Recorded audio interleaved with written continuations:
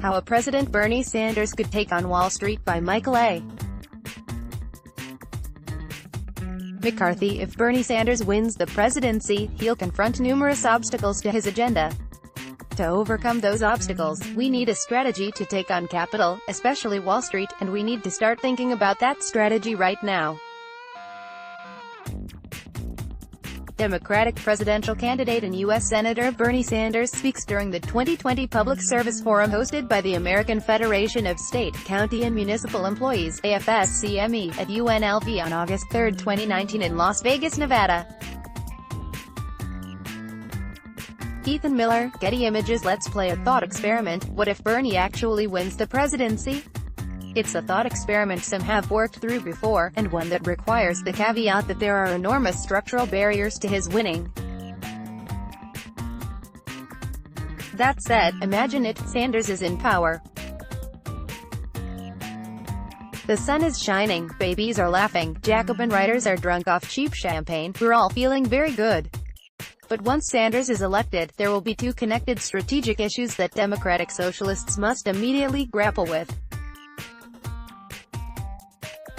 First, what role should social movement organizations, labor unions, and ordinary citizens play in installing and pushing through a democratic socialist agenda?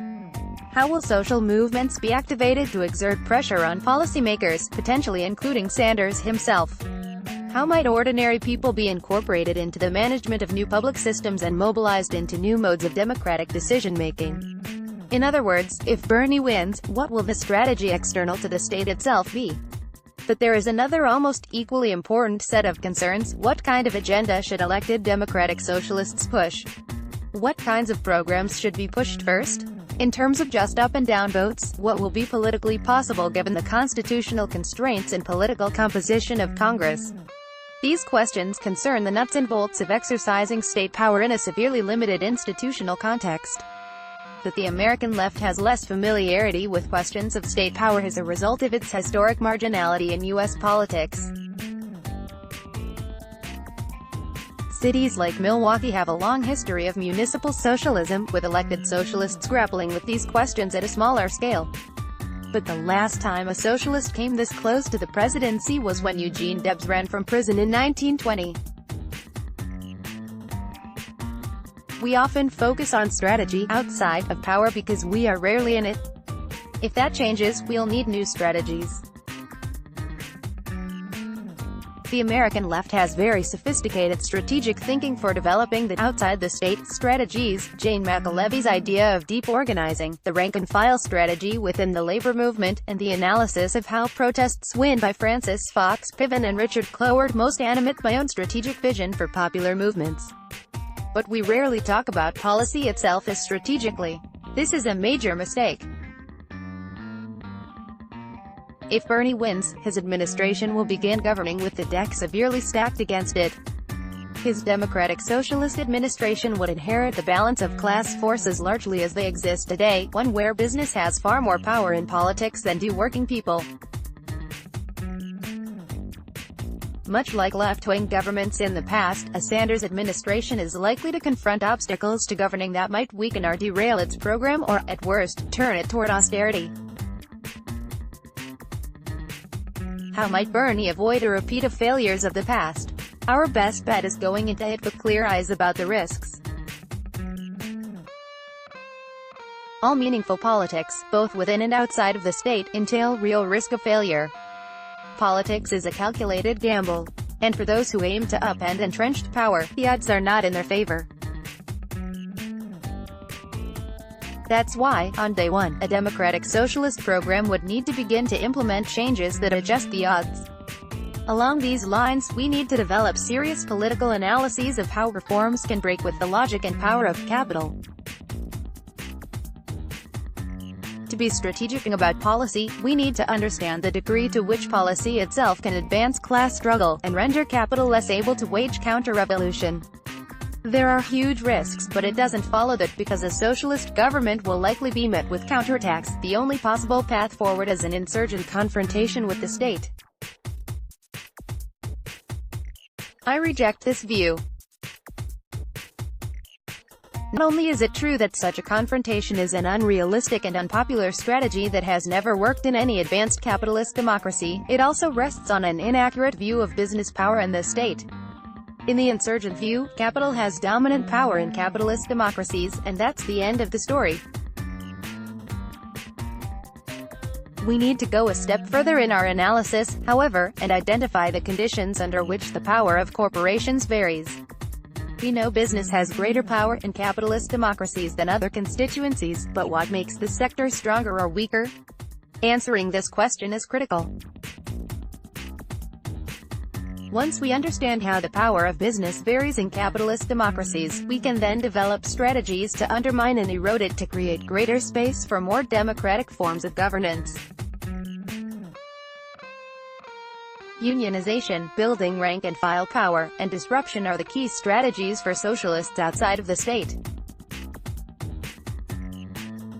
But how might state policy work in coordination with this outside strategy? The power of money. Let's first discuss some of the ways that corporations hold power in the state and might oppose a democratic socialist agenda.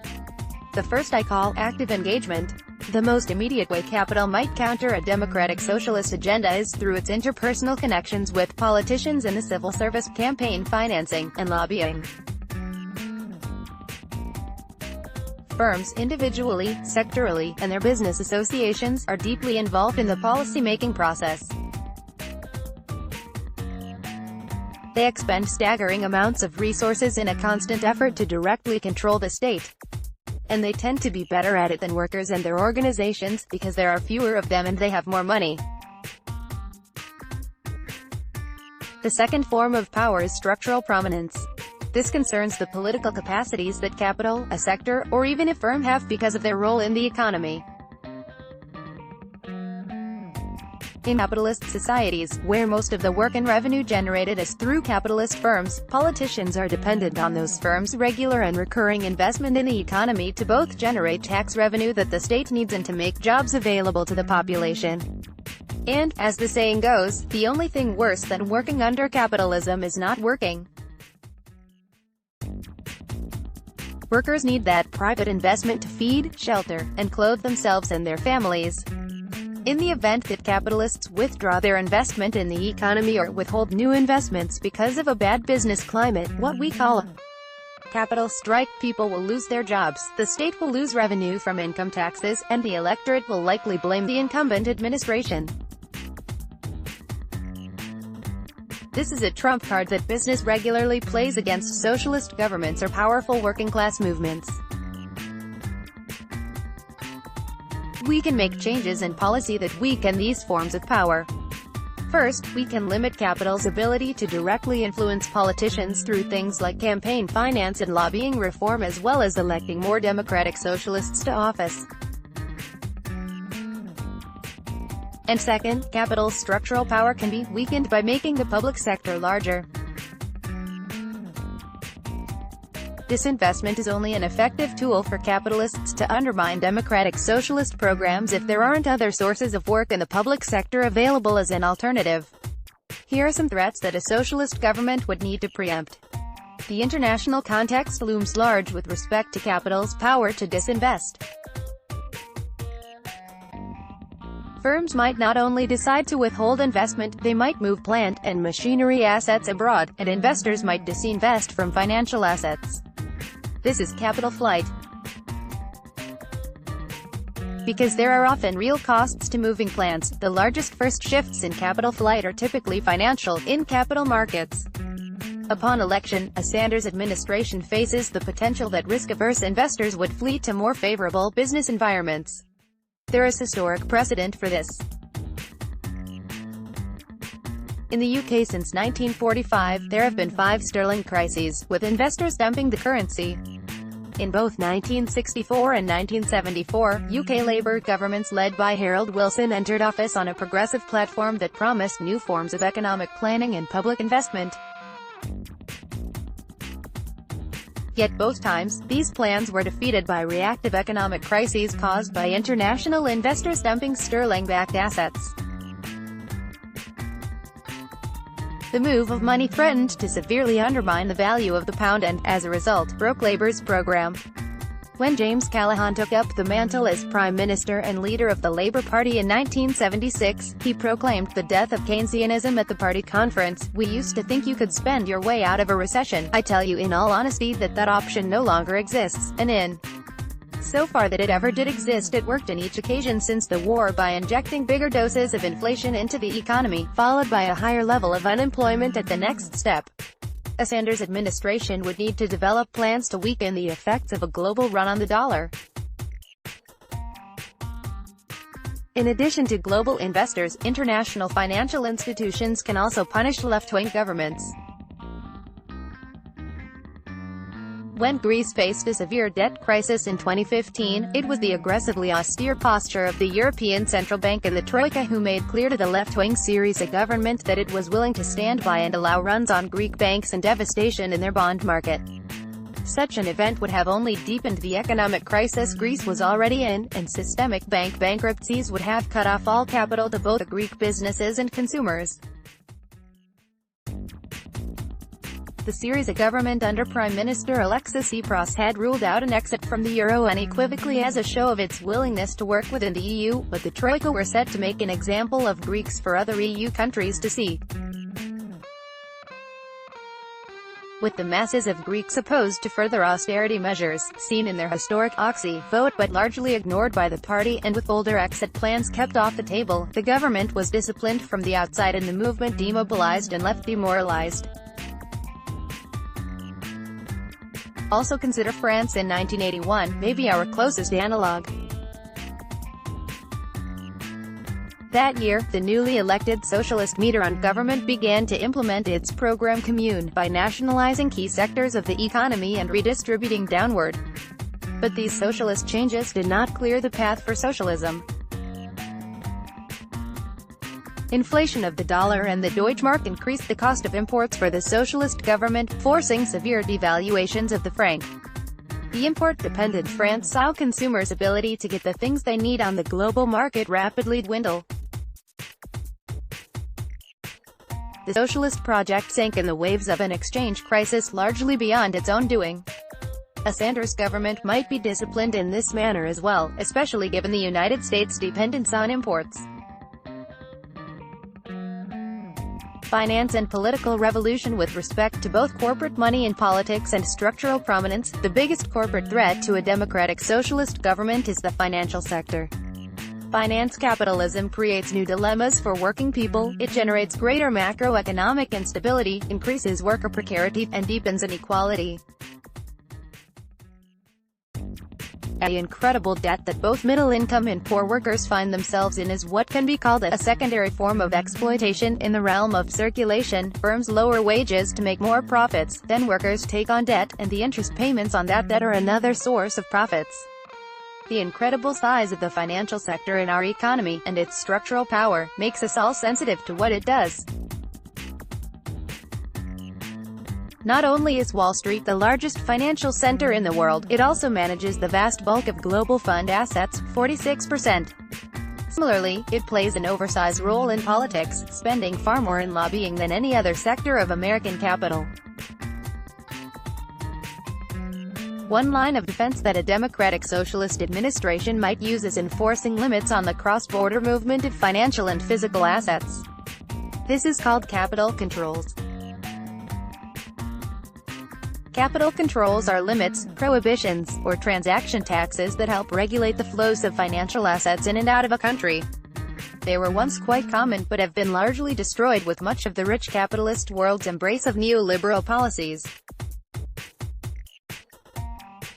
In the European Union, for instance, they are illegal.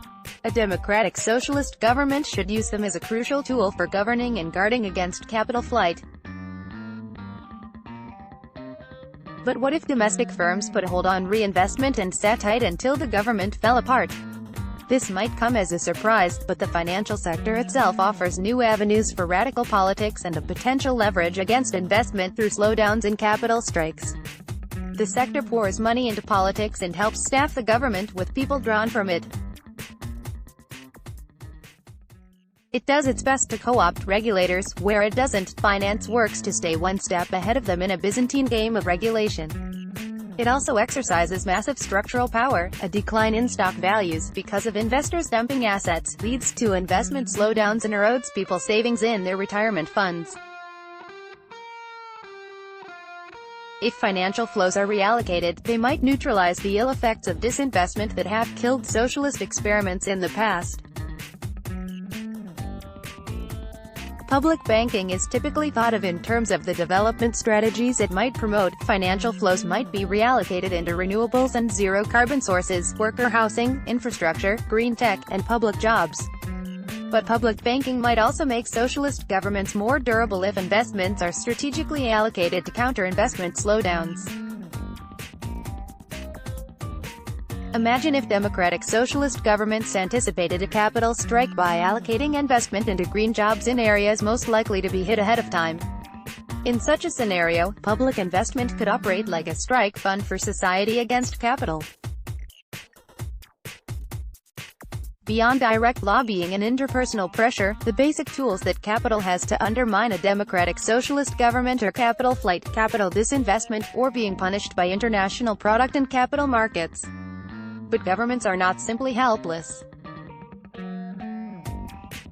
They can install capital controls, direct state investment into areas hit by slowdown, issue guaranteed rates of return on investment into certain areas, use helicopter money from the Federal Reserve in a way similar to the one proposed by Corbyn's People's Quantitative Easing, and regulate or socialize bank assets and manage portfolios for more social ends.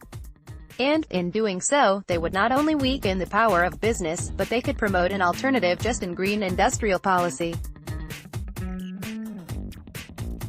The inside strategy, in other words, a Bernie Sanders presidency isn't just doomed to fail if it were to go up against the forces of capital. Bernie would have options. And while it may seem early to do so, his campaign, and the rest of the left would do well to start thinking about how to use those options right now. Debate over policy reform shouldn't just concern economic feasibility but also how the reforms themselves might alter the balance of class forces. There is no royal road to democratic socialism, and the paths we have are covered in pitfalls. The best chance we have is to navigate that path with no illusions.